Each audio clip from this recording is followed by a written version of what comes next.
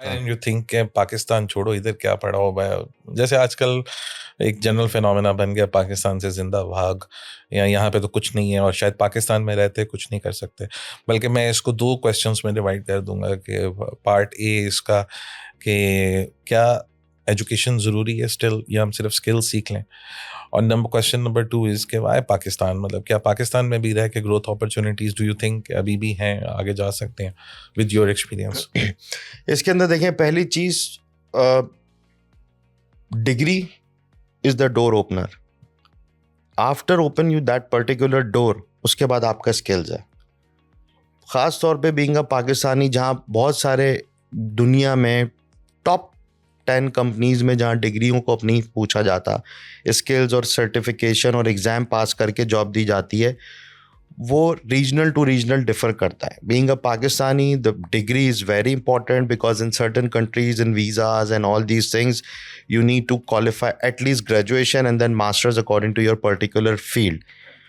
और पाकिस्तान में तो मैं समझता हूँ आईटी का बूम या आईटी की इंडस्ट्री की विजिबिलिटी अभी आई चंद सालों में। उससे पहले हम आईटी में काम तो करते थे, बट पाकिस्तान के अगेंस्ट जो लोग काम कर रहे हैं वो पाकिस्तान को टैग किसी और से करते थे। अब जब ज़ाहिर है सोशल मीडिया का दौर है, तो आप सच छुपा नहीं सकते, झूठ ज़्यादा बोल नहीं सकते। और रिसेंटली अभी आपने वॉर के टाइम पे देख लिया कि आप जितना झूठ बोल रहे हैं, आपका झूठ दुनिया के सामने आ जाता है। और वही बात है कि आज पाकिस्तान आईटी की दुनिया में जिस तरह विजिबल है, कोई जितना भी बोल दे, आज हमारे पास केस स्टडी है। दूसरी बात, opportunities. Many people are talking about brain drain हो रहा है, लोग जा रहे हैं। मैंने जितना इन 2-3 सालों में क्लोजली काम किया है डिफरेंट कंट्रीज़ में जाके, ये ब्रेन ड्रेन नहीं है, ये ब्रेन सर्कुलेट है। वाई? आज से अगर 30-35 साल पहले अगर हमारी blue collar job, drivers, cooks, labour Middle East गई थी तो उन्होंने आज वो मुल्क में अपना लोहा मनवाया, रोल प्ले किया और लोहा मनवाया। और उन मुल्कों का इंफ्रास्ट्रक्चर बिल्ड करने में बड़ा क्रिटिकल रोल है। लोगों का ट्रस्ट है। आजकल आप मिडिल ईस्ट में कहते हैं, जी हमें तो पाकिस्तानी ये बंदा चाहिए। अब आईटी की दुनिया बिल्कुल एक अलग किस्म की है। इसमें ब्लू कॉलर या इंडस्ट्रियल माइंडसेट के अलावा आपको नॉलेज इकोनॉमी की बात आती है, तो नॉलेज इकोनॉमी की सबसे बड़ी बात स्किल्स आती है।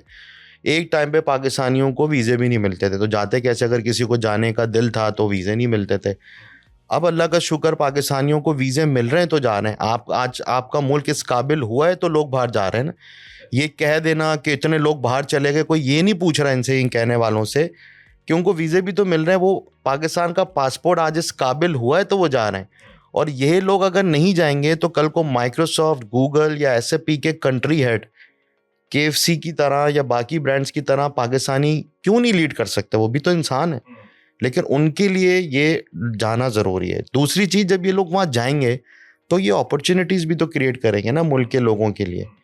क्योंकि पाकिस्तान की, आपने जैसे दूसरा पार्ट भी सवाल किया कि अपॉर्चुनिटी पॉइंट ऑफ व्यू से, दुनिया भर के पास अलग अलग, पाकिस्तान के पास भी ज़मीनी और बहुत ज़्यादा गोल्ड माइंस या डिफरेंट माइंस हैं जो पाकिस्तान उसमें जाता है। तो पाकिस्तान के पास जो सबसे बड़ा ज़ख़ीरा है, गोल्ड माइन कह लें आप उसे, वो 63% youth population of Pakistan under the age of 30, which means कि आज आप ये हीरा तराशना शुरू करेंगे, विच मीन्स अगर आज आप इनको वो राइट स्किल्स देंगे जो अगले 5-10 सालों में दुनिया की नीड है, just like AI and cyber security and other things, तो यही लोग ना सिर्फ पाकिस्तान में बैठ के दुनिया भर में अपना काम कर रहे होंगे। और ये वो बिज़नेस है आईटी का जिसमें आपको ना किसी पोर्ट की ज़रूरत है, ना आपको कस्टम्स की ज़रूरत है, ना आपको कोई स्पेसिफिक एरिया की ज़रूरत है।